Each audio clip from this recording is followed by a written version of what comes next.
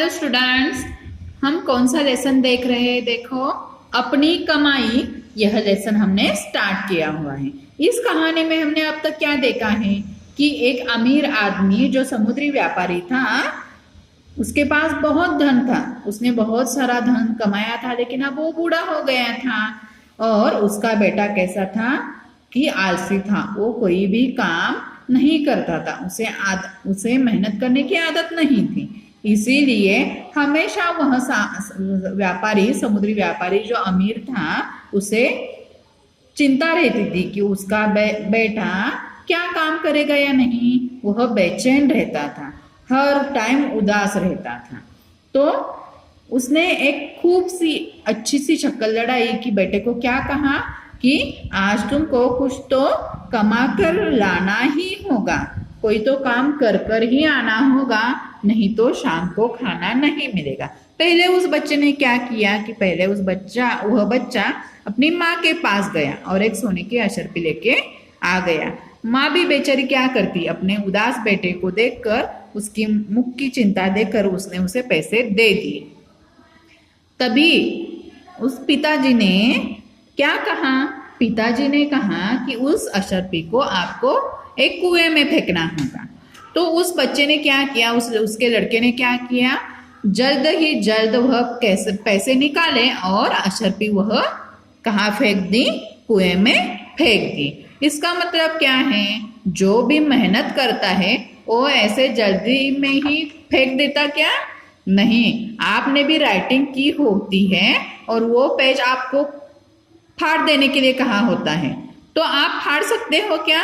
नहीं, वो आप पेज मम्मा को क्या कहते हो, रिक्वेस्ट करते हो, नेक्स्ट टाइम मैं क्या करूंगा, इससे भी अच्छी हैंड राइटिंग करूंगा, मैं इससे भी अच्छे ठीक हस्ताक्षर में लिखूंगा, ऐसे कहते हो ना। यानी कि आपने उस पर मेहनत की होती है। और नेक्स्ट टाइम क्या हुआ कि वह बहन के पास गया। जब भी पिताजी ने उसे वैसा ही कहा, तब उसने क्या किया कि अपने बहन के पास गया। बहन ने 1 रुपए का सिक्का दे दिया और अगले दिन पिताजी ने क्या कहा कि वह रुपए का सिक्का जो है वह क्या करना है, तुम्हें कुएं में फेंकना है। उसने जल्द ही जल्द जाकर वह पैसे यानी कि सिक्का वह कुएं में फेंक दिया। अब देखो, अब भी पिताजी को समझ में आ गया था कि लड़के ने ये मेहनत के लड़के के पास पैसे नहीं हैं। पिताजी ने अगले दिन उसके बहन को डांटा और उसे पैसे देने के लिए मना कर दिया। अब आगे क्या होता है यह देखते हैं। अब बेटे ने क्या किया कि माँ के पास गया, बहन के पास गया, लेकिन उनके बाबूजी ने यानी कि उसके पिताजी ने क्या किया था कि उसे पैसे देने के लिए मना किया था। अनुभवी पिता को पता चल गया था ना कि बच्चे को अच्छी सीख मिलनी है तो उसे पैसे देनी अच्छी बात नहीं।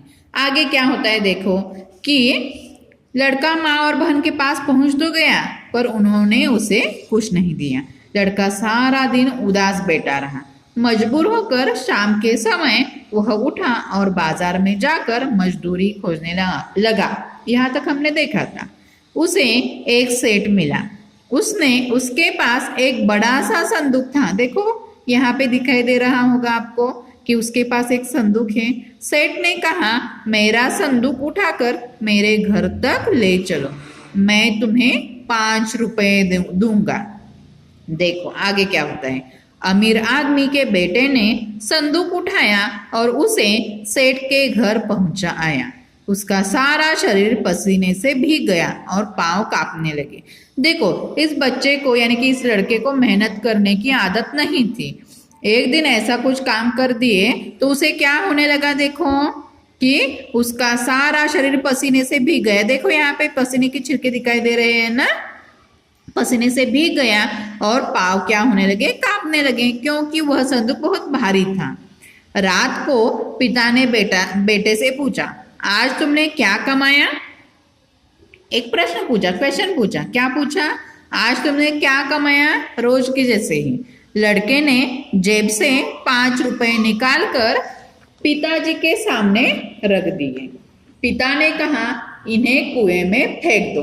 जैसे कि उसने अशर्फी फेंकी थी, 1 रुपए का सिक्का फेंका था, वैसे ही आज पिताजी ने क्या कहा, उन्हें कुएं में फेंक दो। लड़के की आंखें आंसुओं से भीग गई।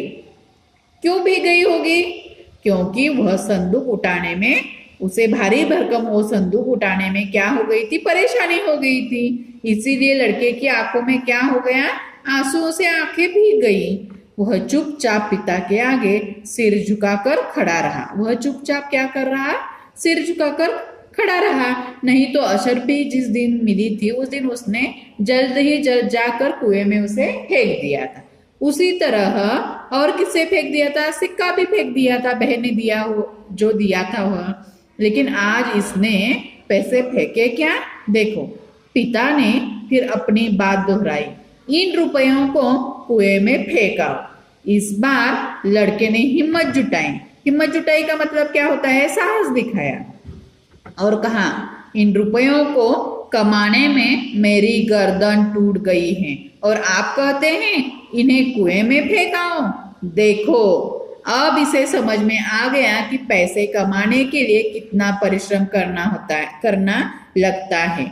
इन रुपयों को, अब ये कह रहा है, इन रुपयों को कमाने में मेरी गर्दन टूट गई है। देखो, माँ ने एक सोने का सिक्का दिया था, एक अशरफी दी थी। वह अशरफी, वह सोने का सिक्का कितना महंगा होगा? 5 रुपयों से भी बहुत महंगा होगा ना। लेकिन वह अशरफी उसने कमाई नहीं थी, उसने मेहनत से नहीं लाई थी। इसीलिए उस अशरफी का उस पर कोई भी परिणाम नहीं हुआ कि वो फेंक दो या पॉकेट में रख दो, जेब में रख दो। देखो, उसने उस दिन कोई भी सोच नहीं लगाकर उस अशरफी को कुएं में फेंक दिया था। लेकिन आज क्या कह रहा है? इन रुपयों को कमाने में मेरी गर्दन टूट गई है और आप कहते हैं कि इन्हें कुएं में फेंकाओ। अनुभवी पिता सब कुछ समझ गया।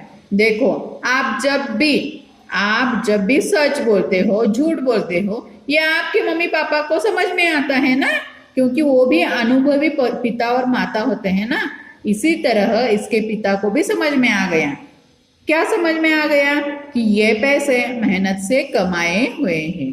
अगले दिन से उसने अपना सारा कारोबार अपने बेटे पर सौंप दिया, यानी कि उसने अपना सारा कारोबार की देखभाल कौन करेगा अब तय कर दिया? अपना बेटा करेगा, ऐसा तय कर दिया। यानी कि इस कहानी से हमें संदेश क्या मिलता है? मेहनत की कमाई मूल्यवान होती है। देखो, आपको भी यह संदेश ध्यान में रखना चाहिए कि मेहनत की कमाई कैसे होती है? मूल्यवान होती है। हमेशा मेहनत करने का फल मीठा होता है। ध्यान में आ गया सभी के? अब हम इसका अभ्यास देखेंगे। पहला प्रश्न क्या है? दिए गए प्रश्नों के उत्तर कुछ शब्दों में लिखिए। पहला प्रश्न है, समुद्री व्यापारी का बेटा कैसा था? आलसी था। कैसा था? आलसी। माँ ने बेटे को कितनी अशरफी दी? अशरफी मतलब सोने का सिक्का। कितनी दिए?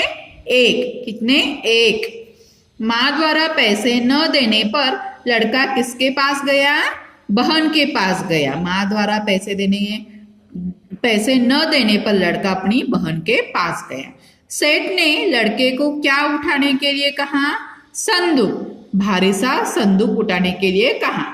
यह आपको टेक्स्ट बुक के साथ साथ अपनी नोटबुक में भी कंप्लीशन करना है। क्वेश्चन नंबर 2, यह आपको अपनी नोटबुक में सॉल्व करना है। पहले लेसन 2 टाइम रीड करना है और उसके बाद ही क्वेश्चन के आंसर सॉल्व करने हैं। अब आगे ग्रामर में क्या है, भाषा की दुनिया में क्या है, देखते हैं। अब क्या है? वर्ण विच्छेद और विराम चिन्ह का प्रयोग। अब वर्ण विच्छेद तो ये आप कब से सीखते आए हो? ये फर्स्ट स्टैंडर्ड से आप सीखते आए हो। लेकिन वर्ण विच्छेद से शब्द तैयार करते आए हो।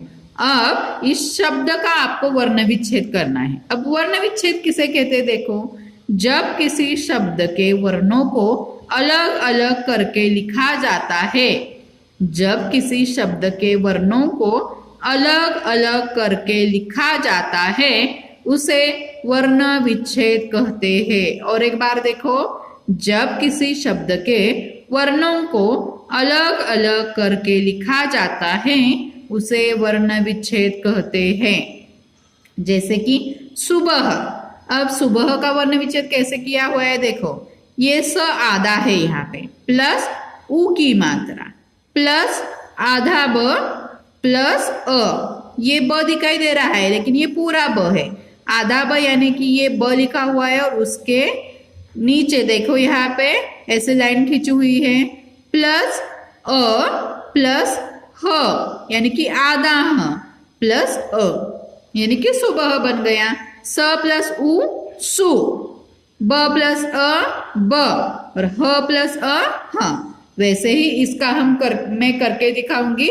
जो 3 है आगे के वह आपको टेक्स्ट बुक के साथ साथ अपनी नोटबुक में भी करना है। अब देखो ब यानी कि कैसा ब, आधा ब, प्लस कौन सी मात्रा है ये, ए की मात्रा, प्लस ट यानी कि आधा ट, और प्लस कौन सी मात्रा है, आ की मात्रा है ना। ये हो गया वर्ण विच्छेद। देखो और एक बार ब प्लस ए की मात्रा यानी कि बे, प्लस ट आधा ट प्लस आ की मात्रा यानी कि बेटा, बेटा। समझ में आ गया आपके कैसे वर्ण विच्छेदन करना है। इसी तरह इन तीनों शब्दों का भी आपको वर्ण विच्छेदन करके यहाँ पे लिखना है। टेक्स्ट बुक के साथ साथ नोटबुक में भी यह कंप्लीशन करना है। अब दूसरा प्रश्न क्या है, लिखते विराम चिन्ह। विराम चिन्ह तो आपको पता है, विराम चिन्ह कौन कौन से होते हैं, पूर्ण विराम होता है, अल्प विराम होता है, प्रश्नवाचक चिन्ह और विस्मयादिबोधक चिन्ह। इसे हम इंग्लिश में क्या कहते हैं, full stop, comma, question mark और एक्सक्लेमेटरी साइन। क्या क्या है, full stop, comma, question mark और एक्सक्लेमेटरी साइन। अब हम क्या करेंगे कि विराम चिन्ह किसे कहते हैं यह देखते हैं। लिखते समय विराम को दिखाने के लिए कुछ चिन्हों का प्रयोग करते हैं, उन चिन्हों को विराम चिन्ह कहते हैं। देखो विराम मतलब क्या है कि हम लाइन बोलते समय थोड़ी देर के लिए रुकना पड़ता है, सांस लेने के लिए थोड़ी देर के लिए हमें रुकना पड़ता है। देखो और एक बार, लिखते समय विराम को दिखाने के लिए कुछ चिन्हों का प्रयोग करते हैं। देखो यहाँ पे भी अल्प विराम है यानी कि कॉमा, यहाँ पे हम स्टॉप हो गए। उन चिन्हों को विराम चिन्ह कहते हैं। कुछ विराम चिन्ह इस प्रकार के होते हैं। देखो अब पूर्ण विराम कब लगाते हैं, वाक्य पूरा होने पर पूर्ण विराम लगाते हैं। कब लगाते हैं, वाक्य पूरा होने पर पूर्ण विराम लगाते हैं। थोड़ी देर रुकने के लिए अल्प विराम लगाते हैं यानी कि थोड़ा सा विराम, देखो यानी कि कॉमा, थोड़ी देर रुकने के लिए अल्प विराम, कॉमा। प्रश्न पूछने के लिए प्रश्नवाचक चिन्ह यानी कि तुम्हारा नाम क्या है ऐसे पूछा जाएगा तो आगे हम प्रश्नवाचक चिन्ह देंगे ना, यानी कि क्या कहेंगे हम यहाँ पे इसे क्वेश्चन मार्क। घृणा, शोक, आश्चर्य आदि के भाव के लिए विस्मयादि बोधक चिन्ह यानी कि एक्सक्लेमेटरी साइन। देखो कौन कौन से भाव दर्शाने के लिए एक्सक्लेमेटरी साइन यूज किया जाता है, घृणा, शोक, आश्चर्य आदि के भाव के लिए विस्मयादि बोधक चिन्ह हम यूज करते हैं। अब इस पे ऊपर एक क्वेश्चन है, दिए गए बॉक्स में उचित विराम चिन्ह का प्रयोग कीजिए।